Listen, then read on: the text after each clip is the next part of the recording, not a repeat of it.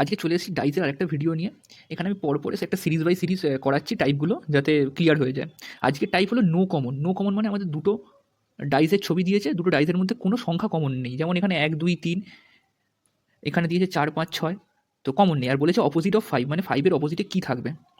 তো আমি তিনটে সেট কোশ্চেনের অ্যান্সার কী হতে পারে, তিনটে সেট আমি নিয়েছি যে এরকম অপশান এলে আমরা কী করব।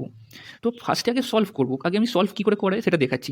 এখানে আমরা দেখতে পাচ্ছি 1 2 3 ভিজিবল, আর এখানে 4 5 6 ভিজিবল। তো আমরা সবাই জানি যে যেই তিনটে নাম্বার ভিজিবল থাকে তার অপোজিটে বাকি তিনটে নাম্বার থাকে ডাইসের ক্ষেত্রে। তো আমরা এটুকুনি বুঝতে পারছি 1 2 বা 3-এর অপোজিটে যে কোনো নাম্বার থাকবে, 4 5 বা 6 এর মধ্যে যে কোনো একটা নাম্বার থাকবে। তাহলে এখান থেকে যদি আমরা বিবেচনা করি যে 5-এর অপোজিটে কী থাকবে, 5-এর অপোজিটে কিন্তু 3ও থাকতে পারে, 2ও থাকতে পারে, 1ও থাকতে পারে, তাই তো? তাহলে আমরা কি অ্যান্সার দেবো? এখানে তিনটে সেট নিয়ে এসেছি আমি অ্যান্সারের। তো প্রথম সেটটা যদি আসে তাহলে 1 দিয়েছে, 2 দিয়েছে, 3 দিয়েছে, 1 2 3 দিয়েছে, 1 2 3 এটাই হয়ে যাবে এটার অ্যান্সার। সেকেন্ড সেটটা দেখি, 1 দিয়েছে, 2 দিয়েছে, 3 দিয়েছে, 1 2 3 দিয়েছে, সিএনডি দিয়েছে, মানে ক্যান নট ডিটারমাইন। কেউ ক্যান নট ডিটারমাইন যেন ভুল করে দিও না, কারণ 1 2 3 রয়েছে, 1 2 3 এর মধ্যে যে কোনো একটা হবে। 5-এর অপোজিটে 1 2 3 এর মধ্যে যে কোনো একটা থাকবে, তো এটাই হবে অ্যান্সার সেকেন্ড সেটে। থার্ড সেটে কী দিয়েছে? 1 দিয়েছে, 2 দিয়েছে, 1 2 দিয়েছে, সিএনডি দিয়েছে।